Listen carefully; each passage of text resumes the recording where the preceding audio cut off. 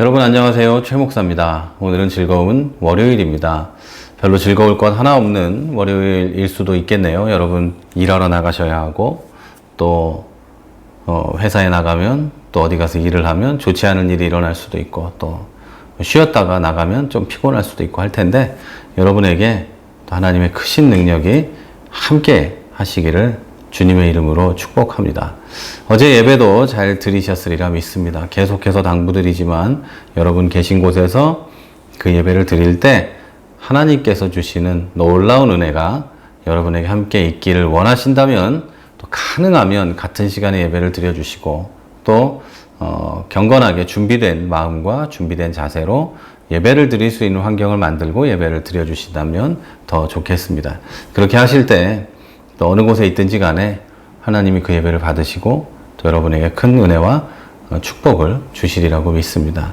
그리고 한 일주일 동안 살아갈 힘을 얻고 또 일주일 동안 살아갈 그 힘을 가지고 또 살아갈 뿐 아니라 다른 사람에게도 하나님의 은혜와 사랑과 복음을 전할 수 있는 여러분이 될 줄로 믿습니다. 어떻게 하다 보니까 이 옷이 교회 방송할 때만 입는 어떤 그 유니폼 같이 되어버렸는데요. 교회에 제가 이제 이런 셔츠나 이런 걸 몇 개 갖다 놨는데 그 중에 이제 제일 제가 볼 때는 그래도 방송할 때 적합한 옷인 것 같아서 이렇게 입고 방송을 하게 합니다. 자, 여러분도 저야 우리 목사님은 왜 옷이 똑같냐? 물론 뭐 안 그러겠지만 그래도 이거밖에 없는 건 아니고 이게 제일 그래도 제가 입고 있는 가지고 있는 것 중에 제일 이 여름에 또 하기에 제일 좋은 옷인 것 같습니다. 요즘 세상에 좀 많이 힘들죠.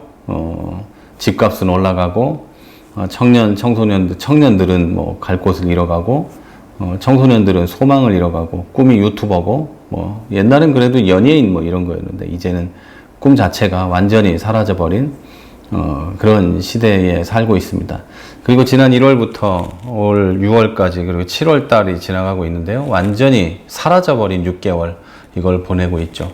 자, 우리 교회도 그런 사람 또 그런 단체 중에 하나겠죠. 많은 계획들이 있었고 올해 해야 될 일들과 또 올해 또 계획에 두었던 교회 일 말고 여러분에 대한 어떤 신앙을 성장시키기 위한 많은 것들이 뒤로 미루어져 있죠.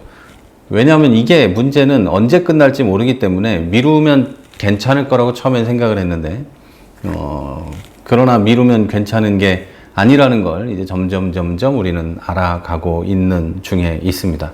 그래서 이 사태가 언제 끝날지 모르고 끝나지 않을 거기 때문에 그럼 과연 이 어려운 상황에서 어떻게 여러분의 신앙을 성장시킬지 또 교회를 어떤 방향으로 교회를 데리고 가는 건 아니죠. 교회가 앞으로 나아가야 할지 또 연구하고 기도하고 공부하는 또 그런 시간을 보내고 있습니다. 어쩌면 또 그것이 우리 교회가 준비되는 어떤 그런 과정 중에 하나이지 않을까라는 생각도 해봅니다. 뭐 그렇게 본다면 하나님이 우리에게 좀 크신 은혜를 주고 계시는 거가 맞을 수도 있겠죠. 왜냐하면 갑자기 교회가 사람이 모여들고 막 이렇게 성장해 가면 오히려 부담이 되고 오히려 언제 이 거품이 빠질지 모르는 그런 그런 고민을 가지고 있게 되는데 제가 이제 개척을 2번째 하잖아요. 그리고 이 목회 쪽의 경력이 벌써 뭐 25년 뭐 이 정도 되기 때문에 어느 정도 이해합니다. 당연히 그렇게 될 것을 알고 있단 말이에요. 그런데 오히려 이렇게 천천히 가고 있는 게 오히려 저는 어떤 면에서는 좋습니다. 또 감사한 일이기도 하고요. 또 제가 또 실력을 좀 더 쌓아야 하나님이 또 성장을 시켜줄라나 좋은 걸 주실라나 이런 생각도 하게 되고요. 그래서 이 시간에 또 준비하고 있는 것도 됩니다. 자, 그런데 이런 생각이 듭니다.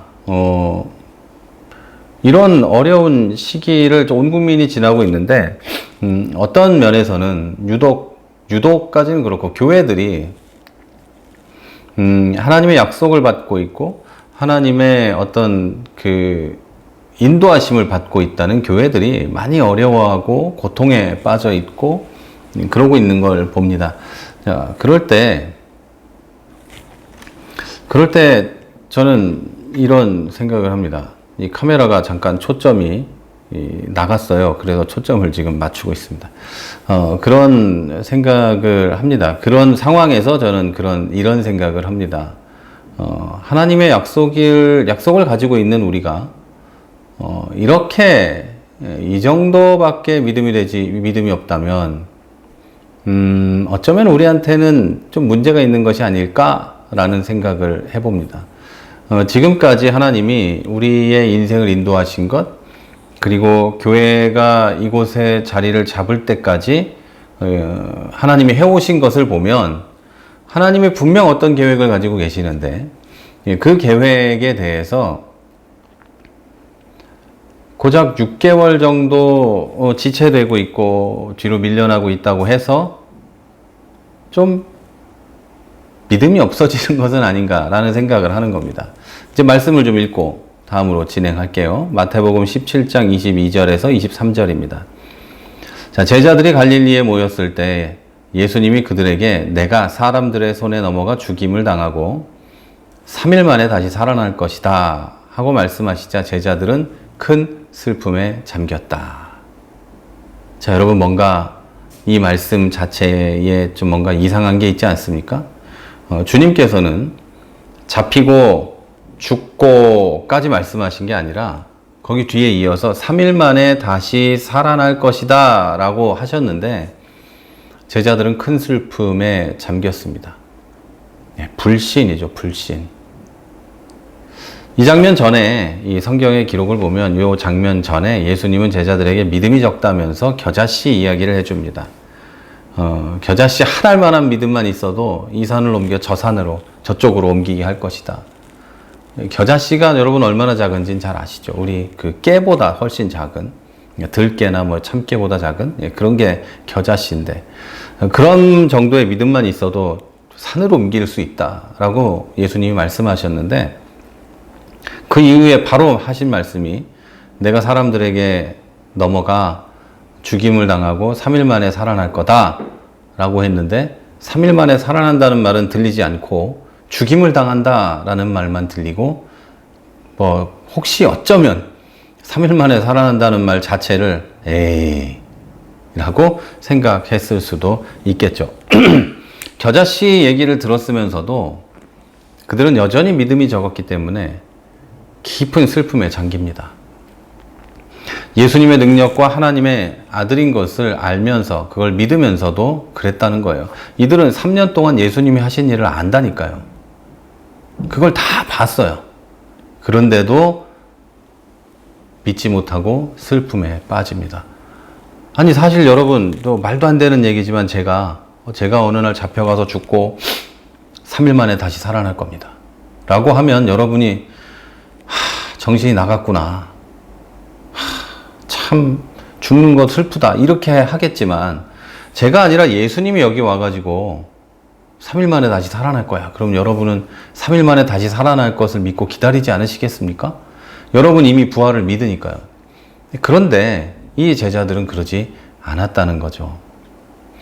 우리의 슬픔도 그리고 불안도 이 시기, 이 6개월, 7개월을 지나가고 있는 이 시기의 불안과 슬픔 그리고 여러분 인생 가운데 하나님을 믿으면서도 이 가슴 한 군데에 자리 잡고 있는 그 불안과 슬픔 그거 역시 믿음이 적은 이유로 오늘도 내일도 불안한 게 아닐까요? 하나님에게 문제가 있는 게 아니라 모든 미래에 대해서 얘기하시고 미래에 은혜와 축복을 주겠다고 말씀하신 하나님의 문제가 있는 게 아니라 또 먼 미래에 그날이 언제인지 모르지만 예수님이 다시 오시고 또 우리는 천국에 갈 그것이 문제가 있는 그 말씀에 문제가 있는 것이 아니라 우리의 믿음에 문제가 있는 게 아닐까요? 또 교회로 바라본다면 하나님이 교회를 이곳에 세우시고 이 교회가 이곳에 세워지는 걸 허락하신 하나님이 뭔가를 하실 거라는 그 약속과 그냥 정황 증거로 드러나는 그 모든 것들에 문제가 있는 게 아니라 우리의 믿음에 문제가 있는 건 아닐까요? 여러분 인생에 관해서 하나님이 약속하시고 말씀하시고 그동안 기도응답 해오신 그 모든 것들에 문제가 있는 게 아니라 지금도 불안에 떨고 있는 여러분의 믿음에 문제가 있는 건 아닐까요? 자, 여러분, 정확히 3일 만에 예수님은 부활하십니다. 하지만 제자들은 정확히 3일 안에 다 도망가고 한 놈도 남지 않았습니다. 자, 여러분, 제가 한 놈이라고 해서 미안한데 요 3일 동안에 제자들은 사실 그렇게 불러도 괜찮을 것 같습니다. 좀 제가 미안하지만 그 이후로는 사도들이 되는 이들의 그 믿음 없음, 그리고 우리의 지금 믿음 없음을 한번 돌아보는 하루가 되기를 바랍니다. 여러분, 우리에게도 3일과 같은 시한이 있을 수 있습니다. 어쩌면 이 6개월이 지나고 있는 이 시간, 그리고 앞으로 이게 언제 끝날지 모르는 코로나인데, 길면, 짧으면 2년 정도 얘기하는 사람도 있죠. 더 짧으면 올해 말, 내년 여름, 이렇게 얘기하는데, 그 시한이 정해져 있을 수도 있습니다. 이 기간 동안 우리가 어떻게 일하고, 어떻게 믿음으로 기다리는지, 그것에 따라 우리는 부활과 같은 놀라운 일을 보게 될 줄 믿습니다. 예수님이 부활하신 무덤을 본 것은 그 당시에 무시당하고 또 외면당하던 여성들이었습니다. 그리고 방송을 보시는 많은 분들도 대부분 여성이시고, 또 이 방송을 보는 많은 분들은 기독교 교계나 교회 안에서도 어떤 면에서는 약간 소외된 아웃사이더일지도 모르겠습니다. 자, 여러분, 이 어려운 시기에 여러분 개인적으로도 또 교회적으로도 많이 힘들고 어려운 시기를 우린 지나고 있습니다. 경제적으로도 어려울 수 있지만 교회 같으면 모이지 못하고 예배만 드릴 수 있는데, 예배도 사실은 많이 이렇게 제한되어 있는 상태에서 예배를 드리는, 정부의 지침 우린 따라야 하죠. 하지만 그런 상황에서 우리는 이 어려움을 어떻게 이겨낼지 생각해 봐야 합니다. 구체적인 약속이 하나님에게 몇 월 며칠 날 이게 끝날 것이다, 이런 건 없습니다. 그러나 하나님은 지금도 많은 사람들에게 지혜를 주셔서 이것을 극복할 수 있게 하고 계시리라고 저는 믿습니다. 또 그날을 믿고 기다리면 우리는 부활과 같은 놀라운 일을 눈으로 보게 될 줄도 믿습니다. 저는 여러분이 이 한 주 이제 새롭게 시작하시면서 이런 믿음을 가지게 되시길 바랍니다. 하나님이 나를 사랑하시고 예수를 보내시고 그분이 나를 위해 죽으시고 3일 만에 부활하시고 승천하신 것처럼 내가 인생을 살면서 기다리고 어려움이 나에게 왔을 때 인내하고 기다릴 때, 그리고 하나님의 약속을 믿고 기도하며 기다릴 때 하나님은 반드시 나에게 부활과 같은 그 놀라운 능력의 역사를 보여줄 것이다. 이 믿음으로 한 주를 살아가신 여러분 되시기 바랍니다. 저는 지금까지 세종시에서 최 목사였습니다.